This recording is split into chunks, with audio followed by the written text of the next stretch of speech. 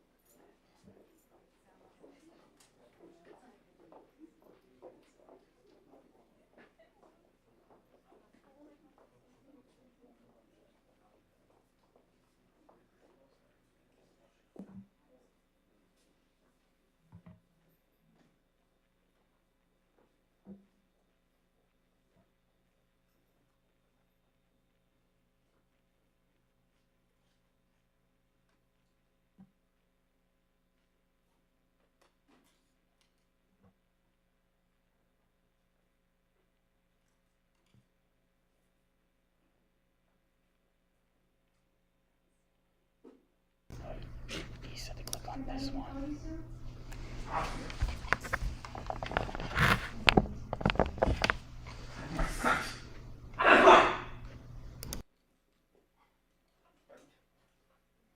Wake, chump, when you open your eyes.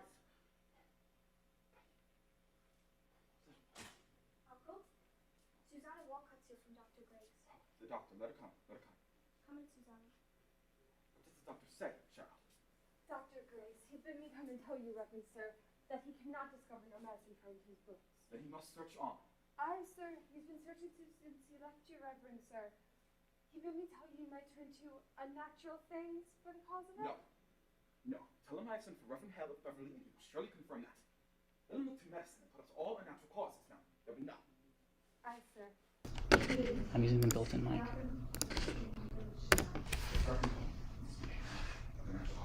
Aye, sir.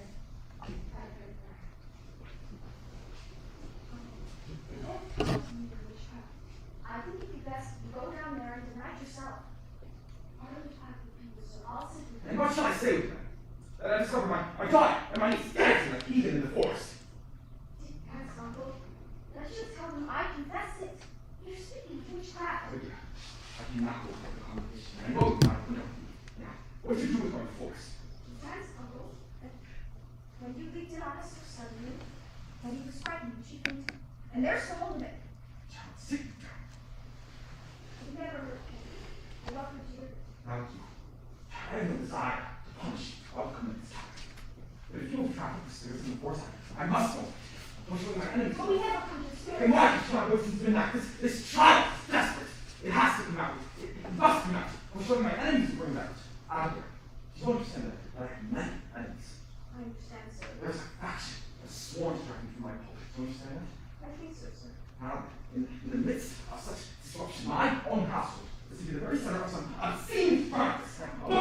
done in the forest. You probably swear on I saw T-Ball putting her arms with the fire when I came on you. Now, why would she do that? There were a screech and a howl that was coming from her mouth. You always seem to remember your songs when you dance. I cannot believe what I saw out of my hands. I cannot believe it. I saw a chest lying in the grass.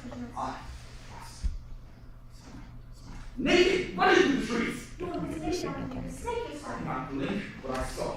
Now, my ministry at stake, my ministry house, for cousin's life. Whatever abomination will bring you to all now for a damn you thinking of the world when I go down before you. There's nothing more, I swear. I spent 3 long years, but it's stiff to let people to me now. So I have some little respect in the parish. You compromise my very character. I have been home, child. I have clothes upon your back.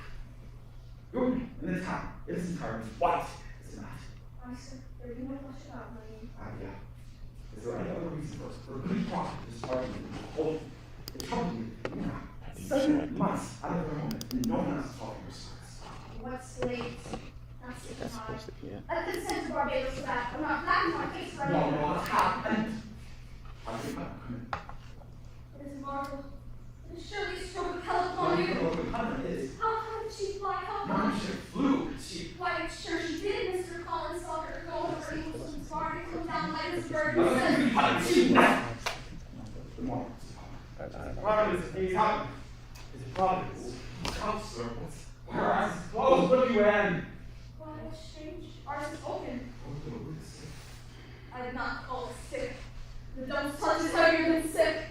It's death, you know. It's death driven into the forked hook. Oh, pray not. Why, how? Is your child here? She does what she must.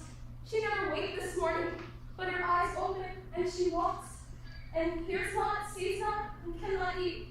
Her soul is taken surely. They say,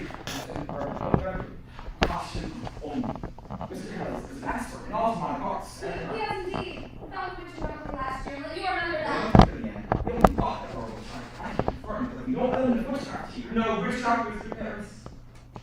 Thomas, I pray you do not. Witchcraft, I know you small. Thomas, it was such a disastrous charge to the family. They howled me upset for this corruption in my home. Now look you, Mr. Harris.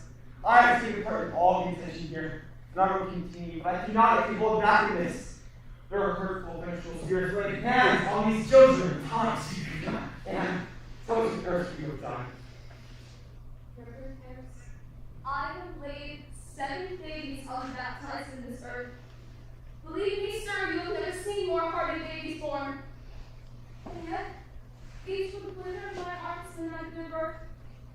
I have spoken nothing, but my heart has clamored intimations. And now, my Ruth, my only, I see her turning strange. A secret child she has become scared, and it trembles like a sudden mouth pulling on her right too. So, I thought to send her to your Tituba. What's your name? Tituba. Tituba knows how to speak to the dead. Do it again! It is a formidable sin to come from the dead. I take it on my soul. But who else will surely tell us what person were my babies? Woman! They were murdered, Mr. Harris. And mark this proof. Mark it. My Ruth Barker so close to the little spirits. I know it's to me. For how else did she struck down and set some power of darkness would stop her mouth from moving? It is a marvelous sign, Mr. Harris. Understand, sir? There's a murdering witch among us now to keep herself in the dark. But your enemies take it away, no. You cannot believe anymore. It is before our conscience spirits last night. Now, sir, did you find Ruth? Now I am not. We're not undone. Let you take hold here. Wait for no one to declare it for you. Declare it yourself. You have discovered victory in my house. In my house. Tell me this. Don't turn it into one. Your plans. I only thought to stay abandoned. What are you told? Which is Ruth? Your grandmother. She's in the room as a she's in the power of his knees, of course. There is a sign of life. I've been home one year, Colin. It were grandsons. Another life that should have worked together, I'm sure. I can believe. I have to carry on for a while. Humbly praise has given my baby. No. No, I'm with Mr. Ellis. I want to look at you, sir. Let you strike out against the devil and fill this blessed word. Call him down with them, speak with them, pray with them. Show me you pray. I know some of the persecutions, man. I will leave them installed, but the students speak nothing of which I will not have it. The cause is yet unknown. And if enough people to come by, I must know more. Mercy, you go home to look at the year. She's on to be quiet in the house. It's terrible calling her all this time. How was she say? Weird. I don't know. She seems to walk in silence since last night. Becky. Becky. Wake up now! Becky! Have you tried beating her? Good one and wakes her for it. Here. Oh, yeah! No! Be coming out! Now, if they be questioning us, I don't need to ask. You know? No more. He's sorry to me. Jeez. What do we do? The whole village is out. What do we do? Just kind of the whole country's suffering with trapped. They'll be calling us witches, Abby. They'll be calling us witches, Abby. She needs to know. I know. We've got to talk. Well, there's a hanging or a hanging. But they get in Boston, you hear her. We must tell the Abby. No one needs to listen to answer. The other things? Oh, you never done that without having a look. You're a great one for looking, aren't you, Mary Ward? Penny, Penny, wake up now! I'll finish you, Penny! No. See me through. Now, I told you Papa everything you did. So there's no need to. I want my mom! Perhaps you, Penny. Your mama's dead and buried. I'll find your mama. No! I told you everything. He knows you're ready. Blood! You're ready. Blood! Never seen it again. You did. You're trying to do it your own life. You're trying to do it properly. Shut it! Shut it! Oh. Yes. And Marcus, that either read the word or the edge of the word about the other things, and I will promise you some dark and terrible night, and I will bring you a poisoned burning. I saw Indians smash my dear parents' heads on a Tourette's smile. And I have seen some reddish work done at it. And I can make you wish you had never seen the sun go down. Now you sit up and stop this.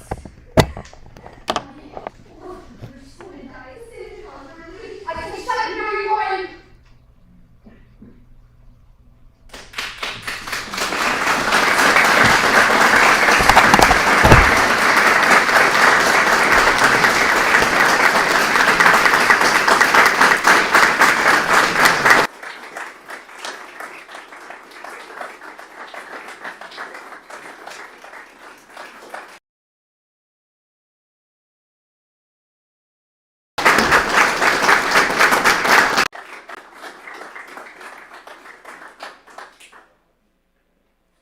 Thank you so much. Wonderful job. Wonderful job.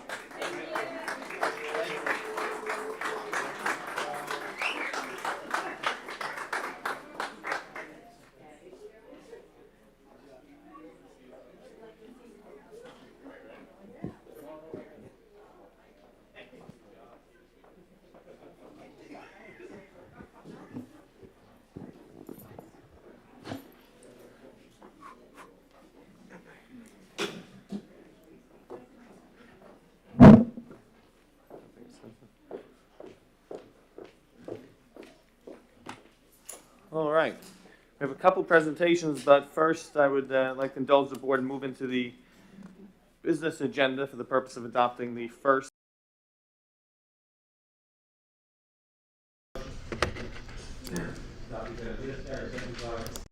Mr. Nicholas. All in favor of adopting the agenda? All opposed?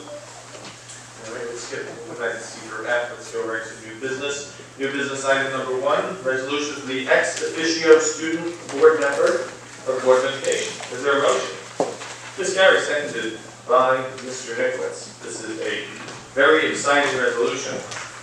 Earlier this year, a student came to us and suggested, it was Jared Smullian, who I think was just here, and he had suggested that the Board of Education could benefit from the appointment of an ex officio student member. And The board unanimously agreed that it was a wonderful idea, and we had to actually submit it to the voters for approval. And at the May Board of Education elections and budget meeting, the voters overwhelmingly approved it. That then led to a search that was spearheaded by the high school, and they presented a candidate to us, a young man who is one of our finest from Baldwin High School, somebody who is a testament to everything that is great in South Huntington. He is in the high honor roll. He has a 102.7 weighted GPA. He ranks in the top 10 of his class. He's a Suffolk County Distinguished Youth Award Gold medalist. He's shown himself to be a leader in the American Legion Boys State. He's been selected for a week-long program in the Naval Academy. He's the Vice President, Secretary, and Treasurer over the years of DECA, Vice President of Finance and Office Pending for the Social Studies Honor Society. And he has an unbelievable resume that really impressed us. He's a varsity captain on the boys lacrosse team, varsity starter for the golf team, FLG Club Lacrosse, and many, many extracurricular activities. And I think he is planning to join the armed forces as well. And I'm talking about the young man that is sitting to the right of Dr. John Murphy, Owen Connolly.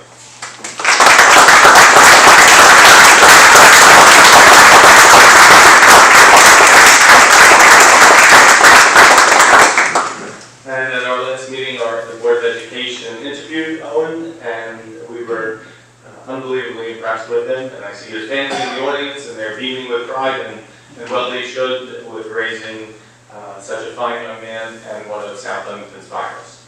So we'll take a vote on the appointment of Owen to the Board of Education as an ex officio member. But I'd like to know some things that this guy's accomplished. I assume. And Ms. Garrett second. All in favor? Any opposed? Congratulations, Owen.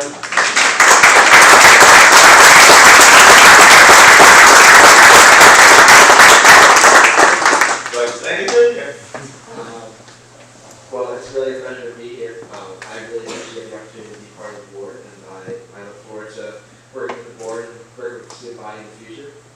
As part of my time here, I'm just really excited to do it. Thank you. Congratulations. Welcome.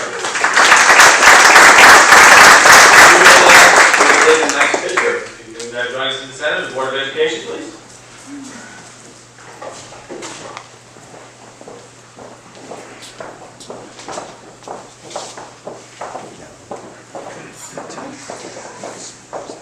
And you had to be good looking too, right? Talk about inferiority complex.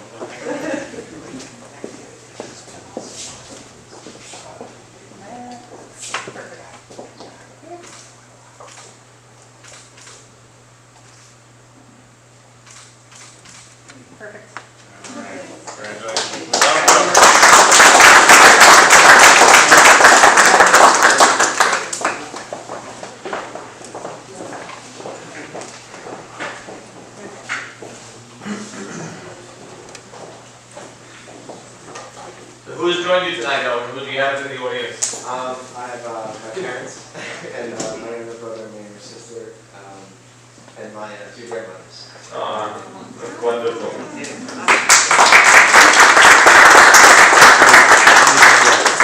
Congratulations. Okay. It's going to help you when you apply back in college.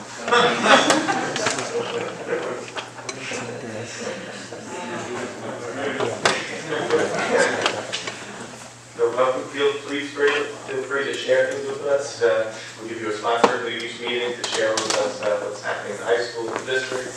And we really want to know the student perspective. All right. Moving on to one of our other presentations, we have a public hearing for tax exemptions. And this is something that we've done time to time. The district can offer, pursuant to various state laws, various tax exemptions to groups. And if someone qualifies and they apply and run through the town of Huntington, then they can get a tax reduction on their taxes. And we've offered many such reductions in the past. They were often due our service members, like our volunteer firefighters and rescue workers. And we have some additional provisions that are for consideration by the Board of Education today.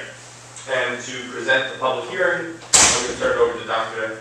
Joseph Senmore. This is a required procedure. If we are to adopt any exemptions, we are required to have a public hearing, and this was advertised as such. Dr. Senmore. Thank you, Mr. Yabella.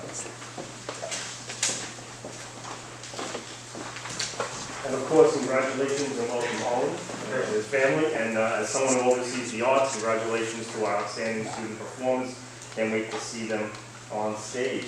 So good evening, everyone. Dr. Senmore, I'm the Deputy Superintendent. I oversee business and operations, and I'm going to take you through tonight's public hearing on tax exemptions. Okay.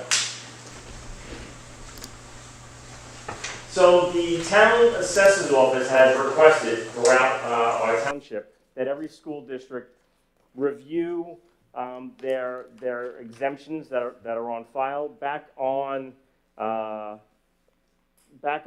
October 6th, the Board of Education had a public conversation to look at available exemptions, and they chose 9 exemptions that we're going to review tonight with you. And if they reach a consensus to move forward, then on December they'll take action on those exemptions.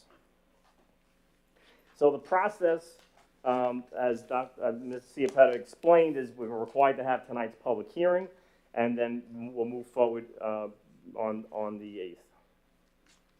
All right. Mr. Ciapetta did mention some of the history. Over the years, going back many years to the early 90s, there have been a good number of exemptions that the district has approved, and they tend to cover groups such as our senior citizens, our volunteer fire and ambulance personnel, veterans, and of course our persons with disabilities. So I'll now take you through the 9 exemptions for consideration. Here is exemption 1, which would impact our seniors, and this relates to the any unreimbursed medical expenses, as well as any exclusions of income from veterans' disability compensation. For some of these exemptions, we do know how many households it would apply to. In South Huntington, we have just under 12,000 households in terms of tax-paying households. So that's exemption number 1. Exemption number 2 also impacts our seniors. This one would enable them to renew via affidavit as opposed to submitting a full application. And again, we are able to identify the number of impacted households for this exemption.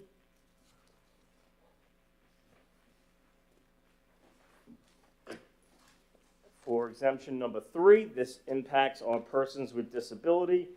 This is with regards to the low income threshold. You see the range on the screen, and this would provide exemptions based on a sliding scale.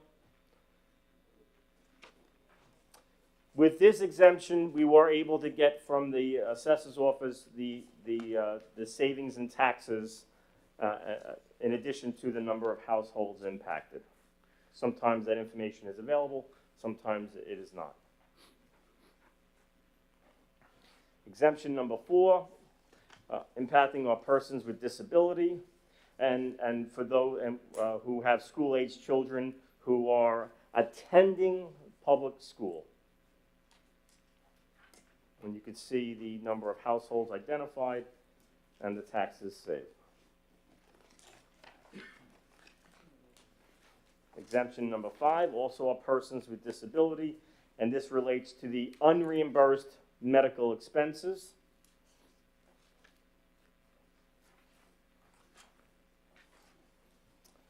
That one just allows somebody to deduct their medical expenses from their income, so that would allow them to, I guess, be able to qualify for the income range, correct? Yes. Exemption number 6, this relates to our veterans, particularly of the Cold War era, and this would eliminate the 10-year expiration date of the exemption.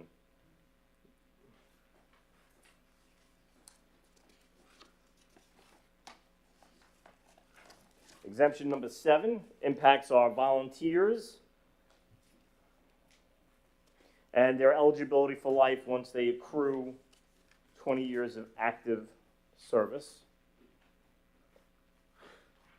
So then they would receive the exemption for life even if they no longer volunteer, correct? On that one? Correct. Okay. Number 8 also impacts our volunteers, in particular the eligible spouse of a volunteer for life after the volunteer is tragically killed in the line of duty, providing they've accrued 5 years of active service.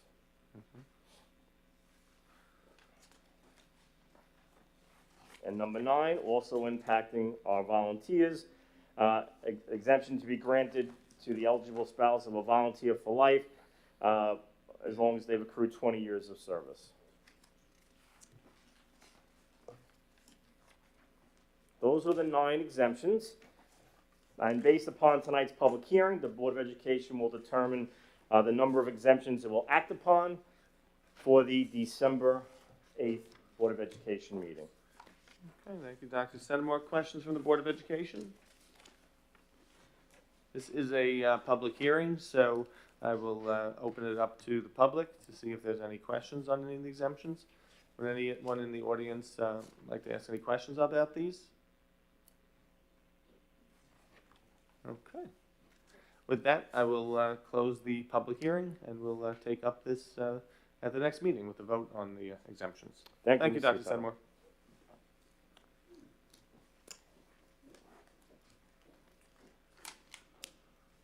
All right, our final presentation for tonight is on social and emotional learning. This is obviously a topic that has garnered a lot more attention since the pandemic. I think it goes to say from most people that the pandemic has been and continues to be a very trying time with a lot of uncertainty and stress, especially the part when we were isolated and not able to see somebody. And for a lot of students, this is a big adjustment. They've had parts of 3 years now that are not normal. And we started 1 year where we had to end and close down in March, and then last year we began on a hybrid approach, and then came back in gradually, but still wearing masks. And now this year we began as normal as we could, but still with masks, and the numbers of COVID cases unfortunately are rising in recent weeks. So we continue to deal with this, and we have addressed, as we've discussed at prior meetings, the academic loss that we need to deal with, because it's had a big impact on our students' academic careers. But the other piece of that is the emotional well-being and the mental health, and that can't be left behind. So with that, I will turn it over to Ms. April Propillo for a presentation. Good evening, everyone. Thank you, Mr. Ciapetta. My name is April Propillo. I am the Assistant Superintendent for Student Services. As Mr. Ciapetta mentioned, considering the impact of the COVID-19 pandemic on our students' academic, social, and emotional well-being, the focus on social emotional learning is timely. During this unique transition year, our administrators, our teachers, our support staff, people personnel, team members remain committed to SEL by being responsive, supportive, and resourceful with identifying the needs of our students that they serve. Thinking beyond this year, we now have an opportune time to evaluate our existing SEL practices, to develop a sustainable plan to strengthen our existing systems of support. So during this presentation, I will briefly review our existing practices and the actionable steps towards integrating SEL and mental health into a multi-tiered services system. Before I do that, I just want to take a moment to define SEL and mental health. Sometimes it's used interchangeably. SEL is really a process as to which we introduce, we teach, we model certain core competencies that are essential to be able to have our students have coping skills and positive behaviors. Mental health is a condition or a state. It can certainly be a chronic condition, can be acute. It's related to our psychological or emotional well-being. It certainly impacts how an individual might influence, think, act, behave, and affect one's choices. The intention about SEL and being intentional about the practices, or at least the core competencies, is really preventative in allowing students to be able to have responsive relationships, be in classrooms that are emotionally safe, and developing explicit skill focus, teaching and learning that creates a buffer against mental health risks. The commonality between SEL and mental health is essentially that it does affect how you think, how you behave, and how you feel. So, I put this on here intentionally. Be safe, be respectful, be responsible. As soon as I came to this district, that was one of the long-standing themes for positive behavior supports. It's also the foundation for our existing practices. It is one of the ways that we convey to our younger learners basically what we want them to be able to do, what we want them to be able to be, how we want them to be able to behave, not only for themselves, but to each other. The graphic on your right is really breaking down the essential core competencies. So it can actually be applied to safe, respectful, responsible. Safe, self-management skills, developing an understanding of one's emotions and skills, being able to develop planning and organizational skills, developing self-awareness, having a growth mindset, developing interests with a sense of purpose, being respectful, having social awareness, being able to think about not only oneself, but taking on perspectives of others, developing relationship skills, thinking collaboratively, being able to recognize that it's important to collaborate and problem solve with others. And lastly, responsible decision making, identifying solutions to problems and then making reasonable judgments to be able to carry them out. These are the 5 core essential competencies that need to be explicitly taught and integrated as a part of our academic and behavior multi-tiered support systems. So, as I mentioned before, the timeliness of SEL is important. But what about multi-tiered support systems? What prompted that? Well, the New York State Education Department has issued to the field back in 2018 a comprehensive, and I mean comprehensive, guidance document that really emphasized mental health literacy and incorporating SEL as a core component as a part of the educational program. Most recently, in the American Rescue Plan, it was prioritized that evidence-based interventions be a part of the multi-tiered support systems, again, putting SEL as a part of the focus. Another organization that has been leading the charge for many years is CASEL, which is the Collaborative for Academic, Social, and Emotional Learning. This is an organization that's been around since the mid-1990s. It's been an advocate for putting SEL at the forefront for schools and ensuring that students have access to high-quality evidence-based programs, practices, and ensuring equitable opportunities for students to be able to engage in sound instruction related to being able to develop good mental health supports.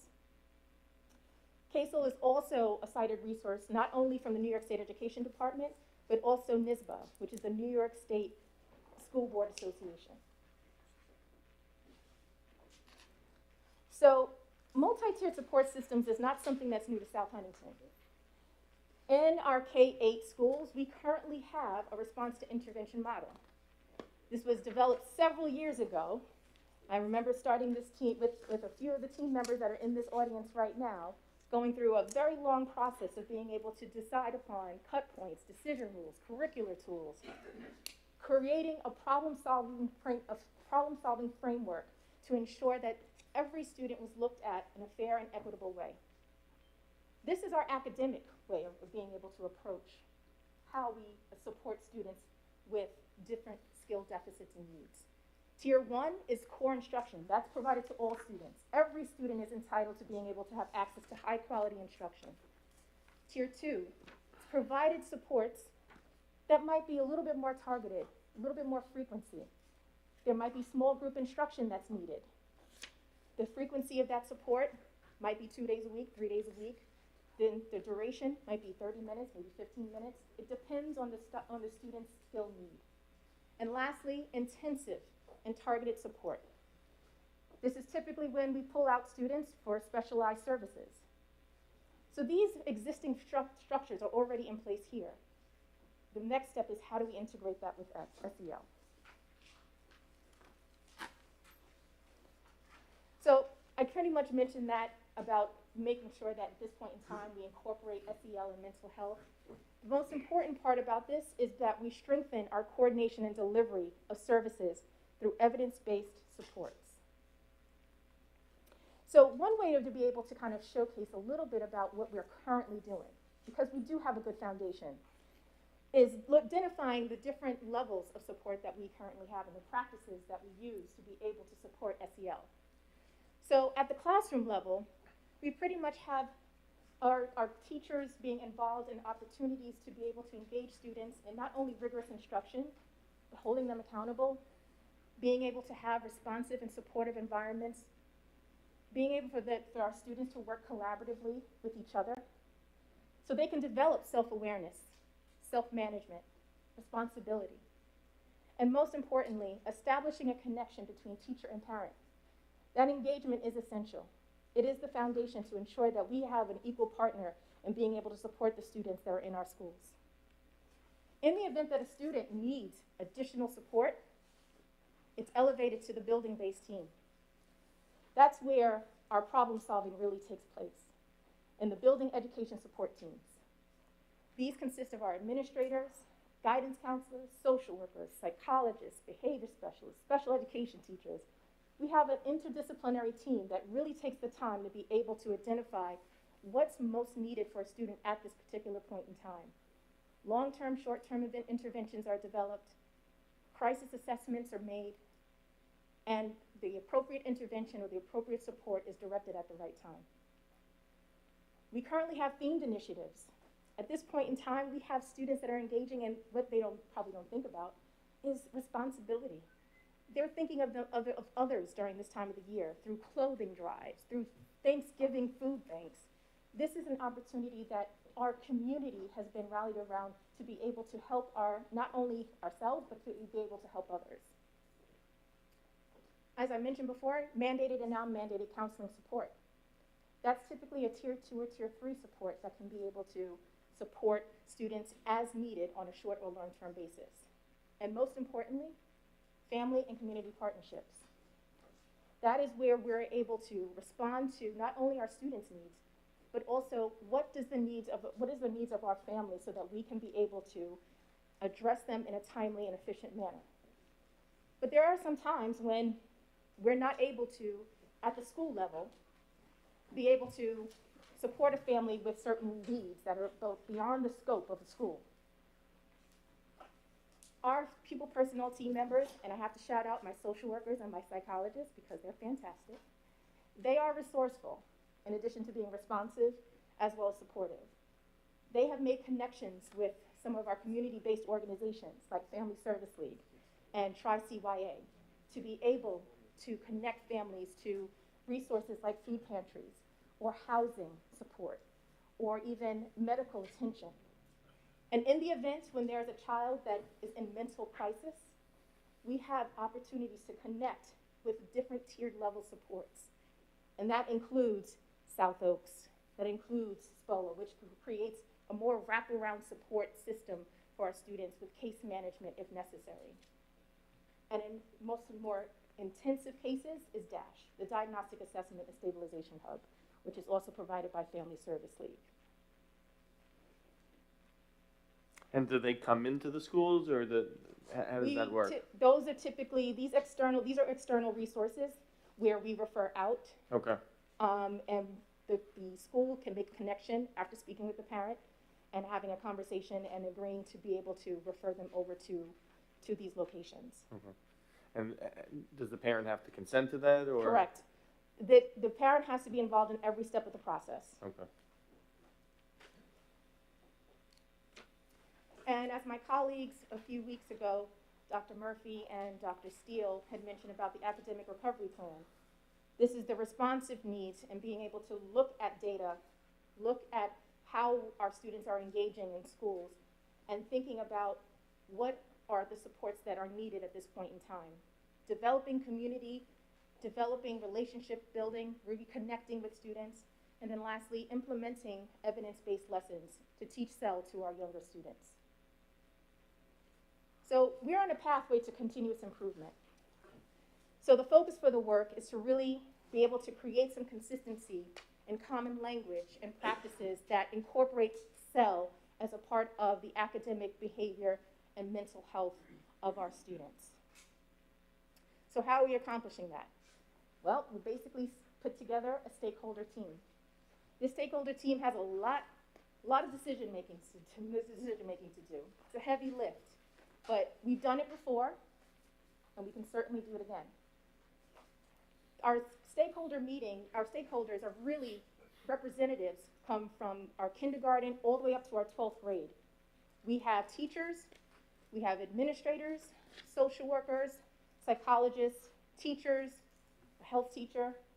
We have an array of teachers and professionals that are involved in making informed or contributing to making informed decisions about what our plan will look like to incorporate SEL. The most important piece, and I know that you can read this slide, but the most important piece is really establishing ownership, shared ownership. It's not about the district, me and my office, saying, this is what you have to do.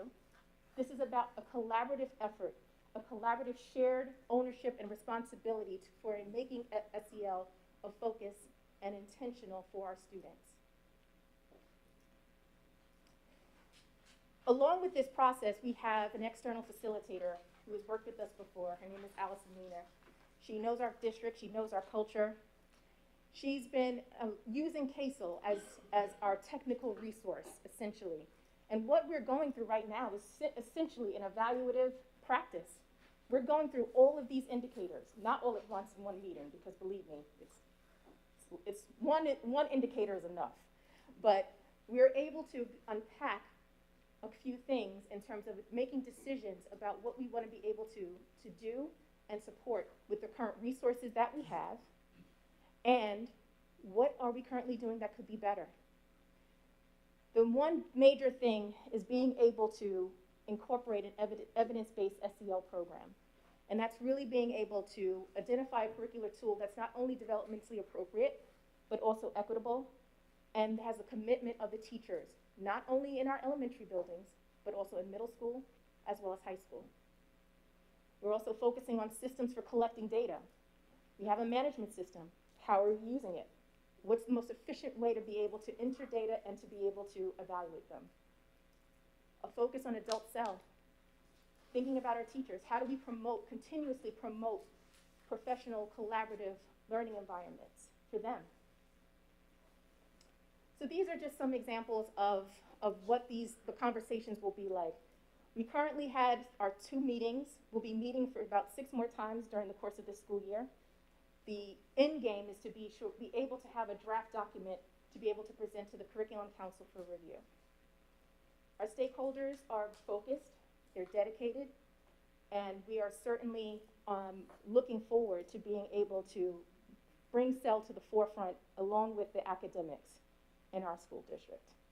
And when do you expect to bring something to Curriculum Council?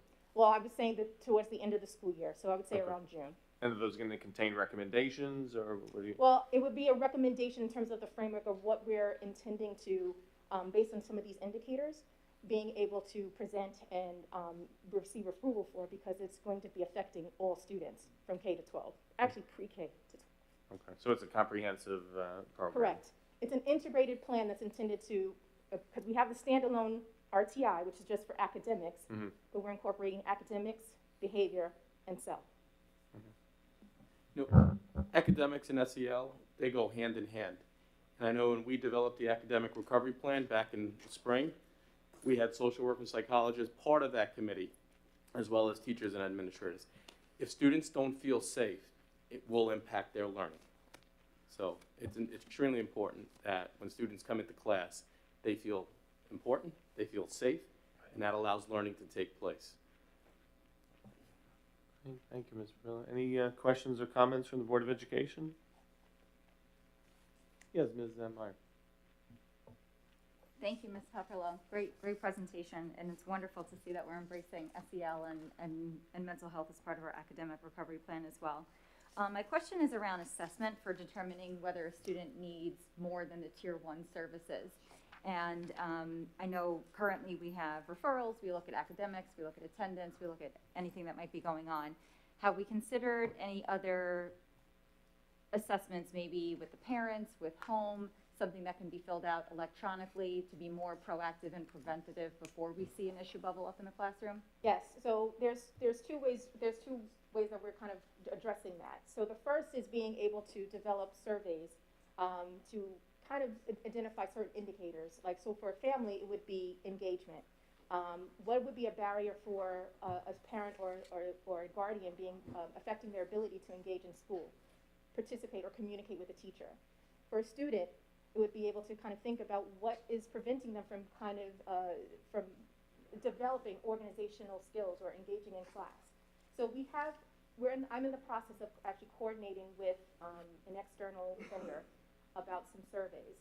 But the other part of the conversation relating to SEL is also doing a universal screener, not necessarily with surveys, but just figuring out what is this current practice that we can implement so that way we can be able to identify what are some student needs and address it on a school-wide level as opposed to just an individual student. And do we have additional plans for identifying individual student needs, whether it's anxiety that could have been brought on from the pandemic or anything else on a purely mental health basis as opposed to just the SEL, where we might be able to identify and offer additional support? Yes. So the great thing about our teams in our buildings is as I mentioned before, at the Tier 1 with our teachers, they have a direct pipeline to our people personnel team members.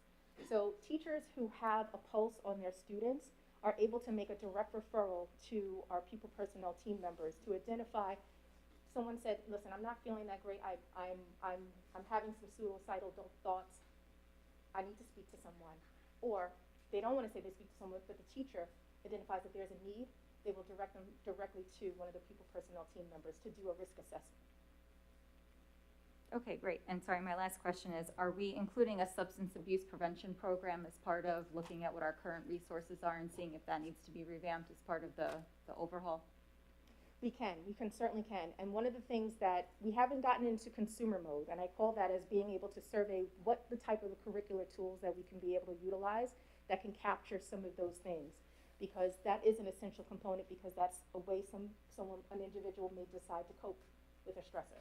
So certainly that will be an indicator that we will look at in terms of how we can be able to incorporate those types of preventative measures in terms of thinking about other ways to be able to engage in positive coping strategies to deal with stress.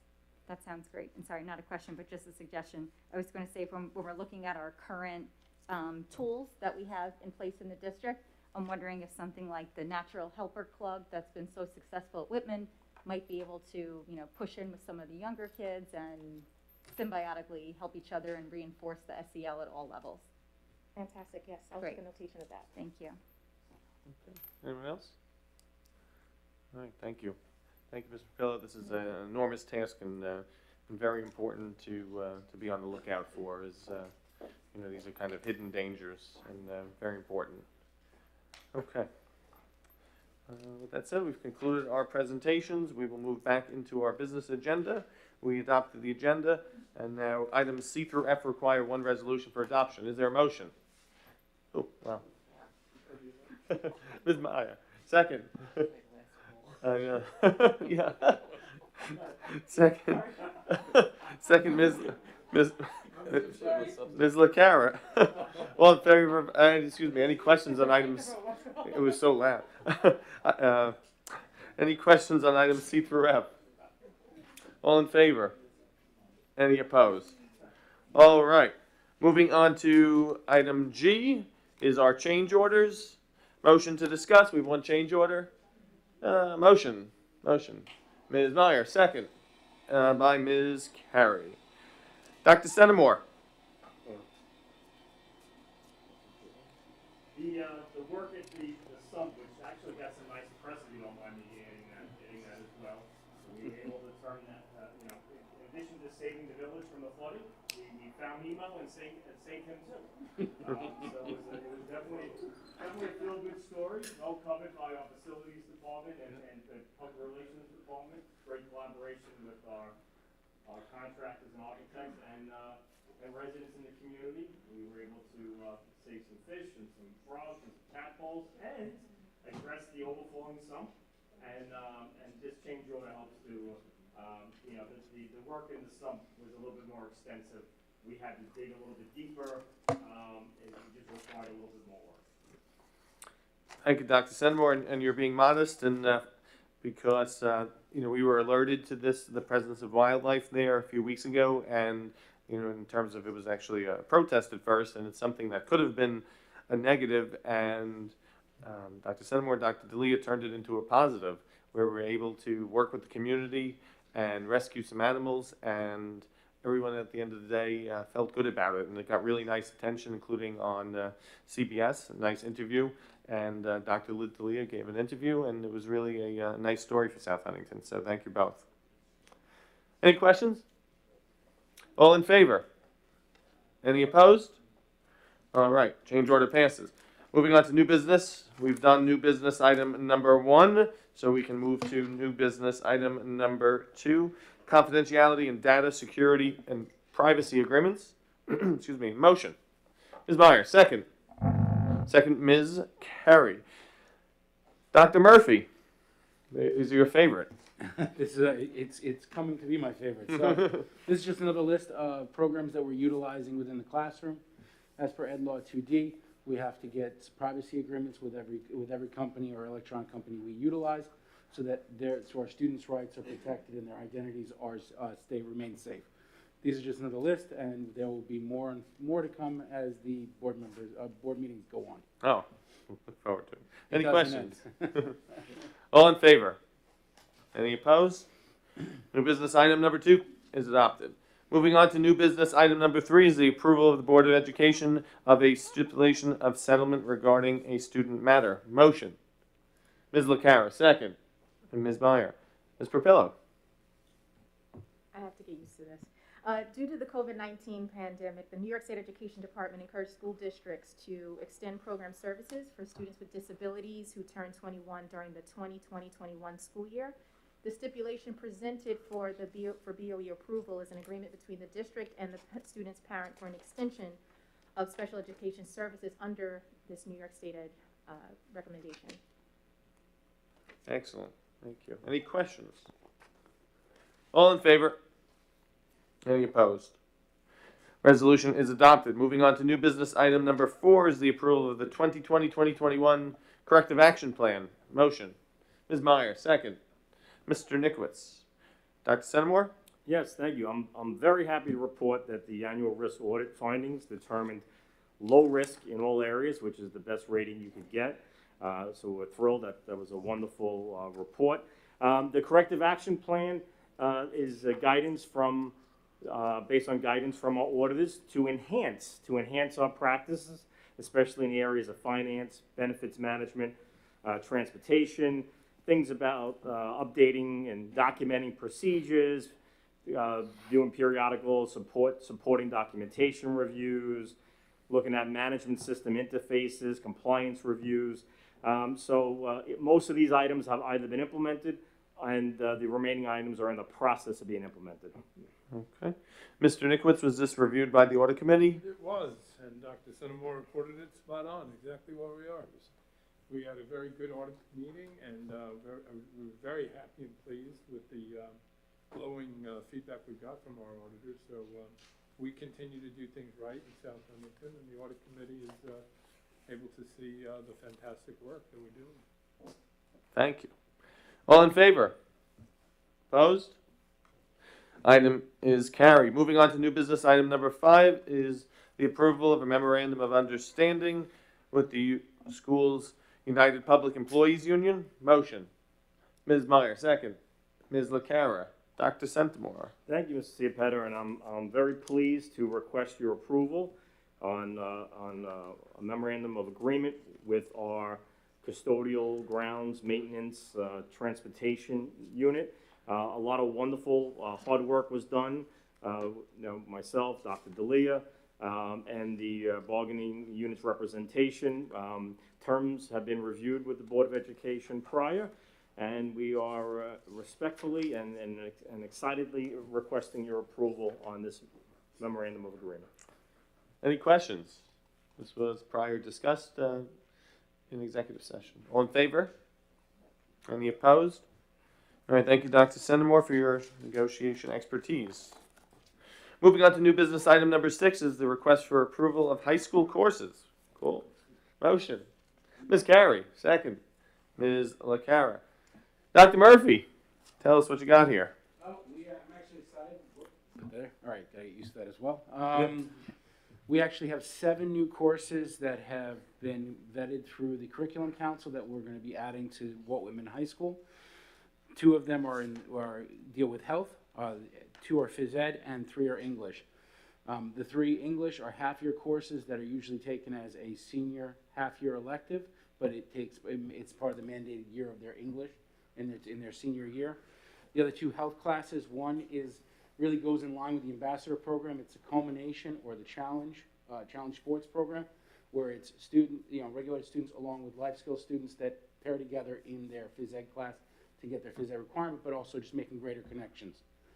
The other one that we're doing is yoga, which I thought was very funny because I saw the entire football team, which I'm hoping they do a great job on Friday, doing yoga this week. And wow. It was a little.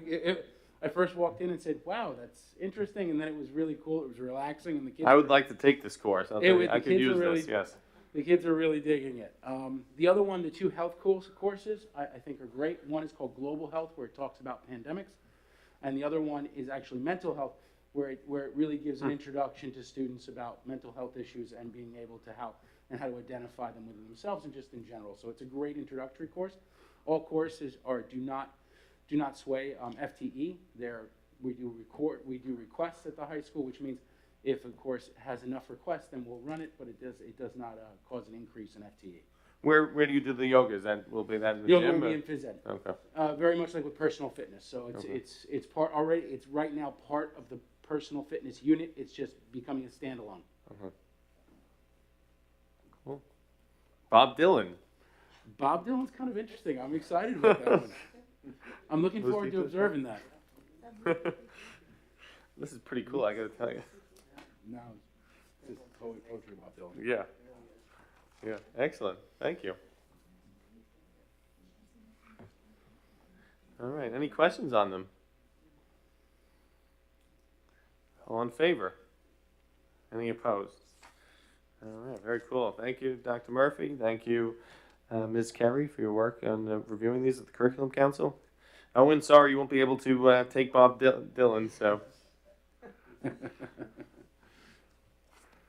But I want the yoga course, I gotta tell you, I need that. Okay, item number 7 is the approval of an agreement with the Elwood Union Free School District. Motion. Ms. Meyer, second. Ms. Carey. All right, this is the approval of an agreement with the Elwood School District. It's to allow a student, Matthias Weber, to participate on South Huntington's fencing team, as Elwood does not have one. And the agreement sets forth the terms of that agreement, with each party to provide insurance and each party to indemnify and hold harmless each other. The student also needs to comply with all South Huntington regulations, including the district's concussion management policy and student and athletic codes of conduct. Any questions?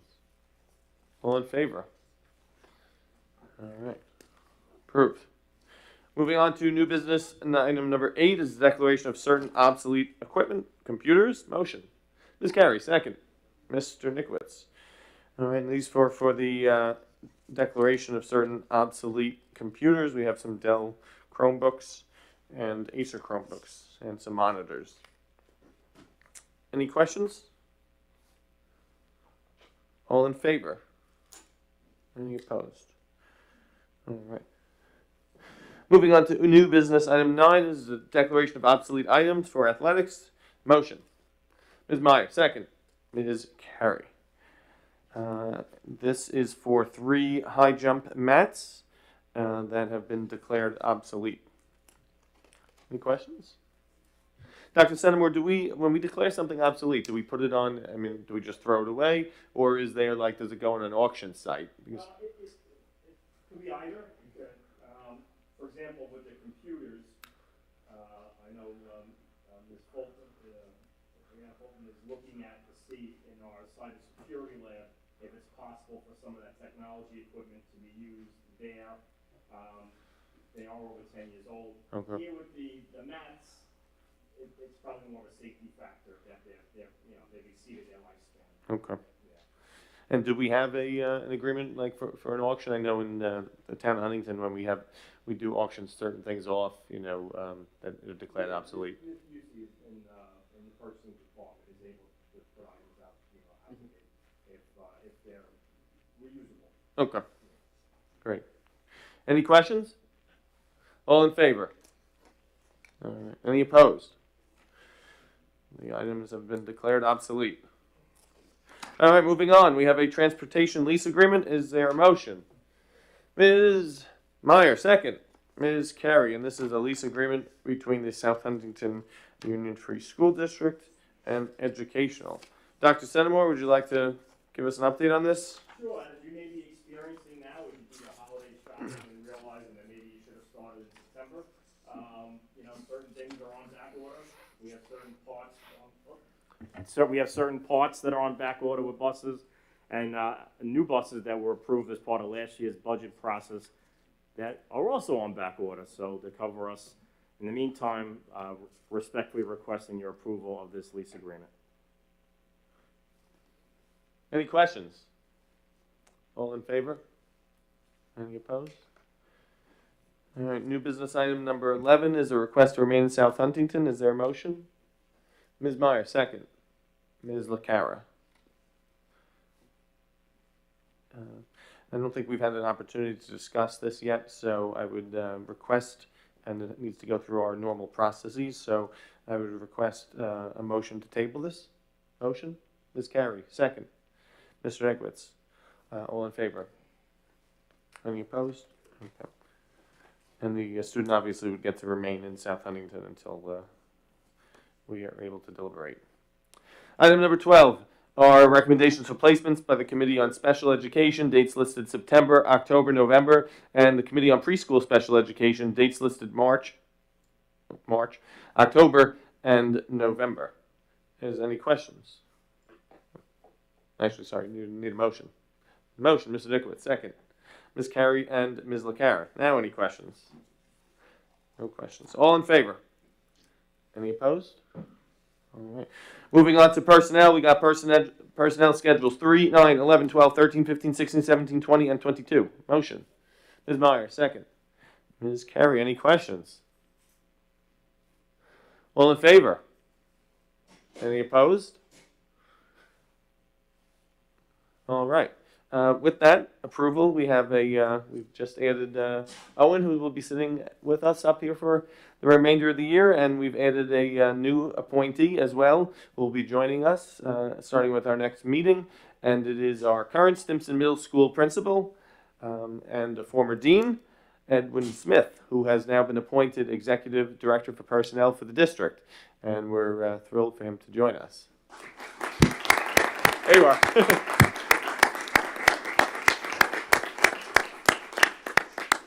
Mr. Smith, congratulations. You've been a great asset to our district for many years. You deal with a very challenging age group, and you do with... Yes.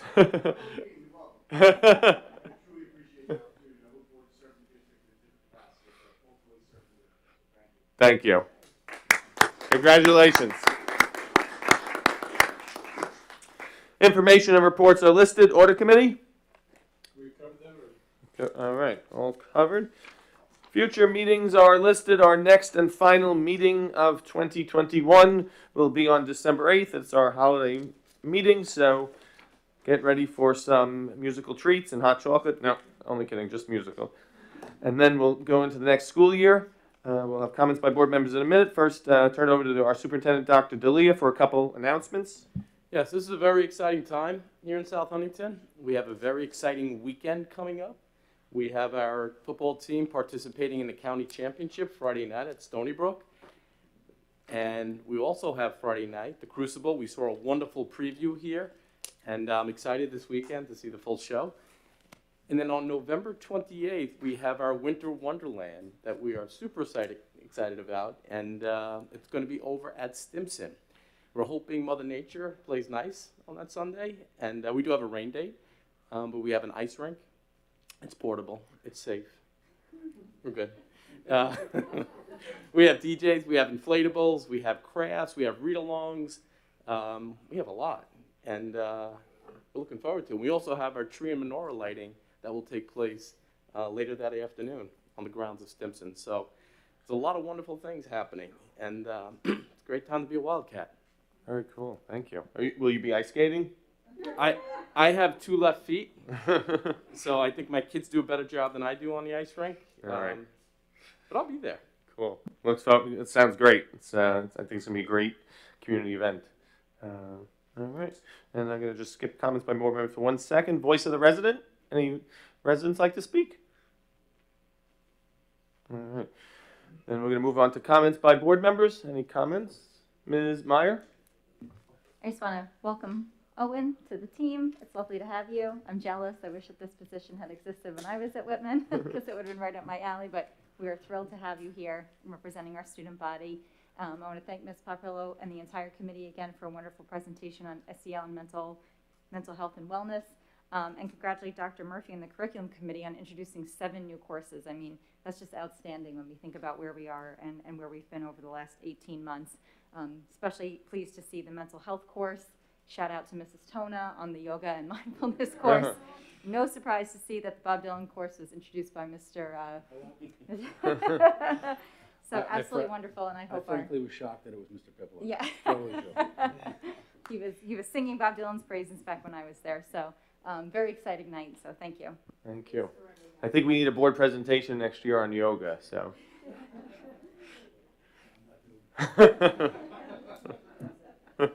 I will do it. Absolutely. Absolutely. I'm not wearing any yoga pants, but you know, I'll do it. I also want to thank everybody over the weekend. You never know what's going to happen. This is school district. We always have to be reactive, and you know, we had a tornado warning during the middle of our football game, and we had to clear the stands, and so everybody was expecting to have a great time, and we did, but they had to spring into action and make sure everybody was safe, and they did a wonderful job as always. Any other board comments? Mr. Nickwitz. Yes, we have an announcement to make tonight. Mr. Ciapetta? How's that, better? Because I know I need to have a mic to carry my voice.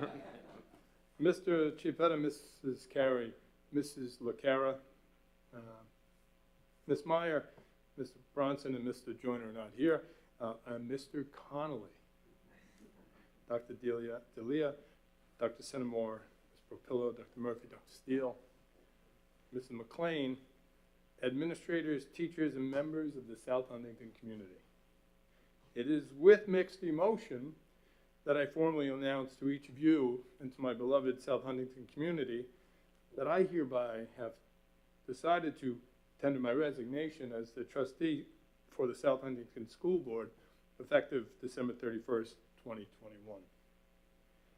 I do so with profound sadness because since 2009, I have had the privilege of representing this amazing community as a member of the Board of Education. During that time, I was blessed to help my own beautiful son and other children with disabilities become the very best young men and women they could be in this community. I witnessed our administrators, teachers, aides, support staff, parents, and fellow students help make South Huntington a district that exemplified the best of special education. There is no better embodiment of that spirit to me, the father of a child with autism, than the Ambassador Club. I'm proud of not just our special education accomplishments, but of all of our accomplishments that we as a board and administration, staff, teachers have achieved. And I'm so proud to have served the people who joined together during those years to achieve it. But I also leave this board with a happy sense of anticipation. I have recently become a partner in a wonderful, reputable, high-energy law firm in Woodbury, Salinger, Sack, Kimmel, and Bavaro. My responsibilities there as now one of the most senior lawyers in the firm are significant. And the pull on my time grows with each day as we emerge from the pandemic of COVID-19. Knowing that I replaced one of the legends in the Suffolk County Bar Association, Mr. Marvin Salinger, it does me honor to serve in that position. Secondly, I believe everyone here knows my greatest passion is my beautiful son, Edward.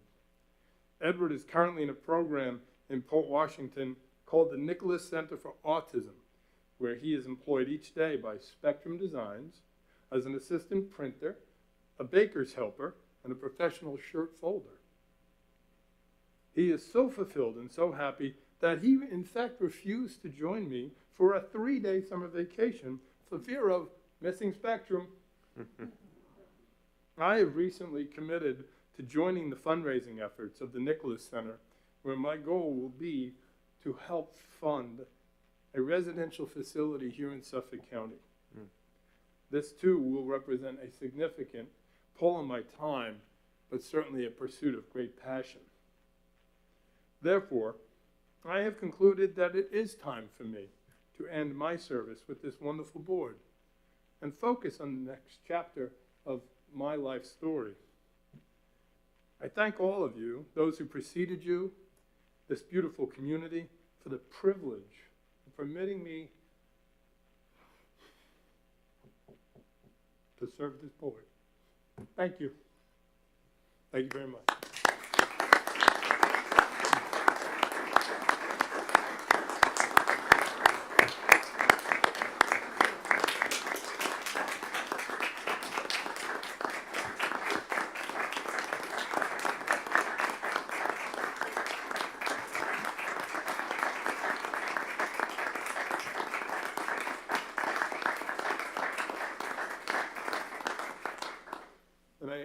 And thank you very much. And I will ask that there be no rumors circulating in this community that I left because this good-looking son of a gun is doing it. I can't stand the fact that he's going to be staring across the table. Thank you all so much. That was very kind. Thank you. Thank you, Mr. Nicholas. I know it's bittersweet. I've had the pleasure of knowing you for many, many years before you came on the board and throughout our board service, and I've been honored and pleased to work with you and to call you my friend. We've had great moments together and here and, on school board conferences and, just hanging out. And you've always had the best interests of South Huntington at heart. You're a wonderful public speaker, a wonderful advocate for special education, and your wonderful son, Edward. And you are an amazing father, an amazing board member, and the South Huntington community is blessed to have you for your service over all these years. And I can't thank you enough, and we'll thank you again at our December meeting. Thank you.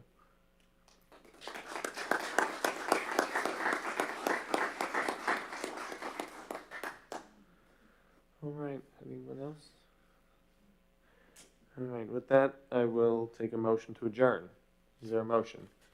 Mr. Nicholas, second. Ms. Carey. All in favor? Any opposed? All right, thank you.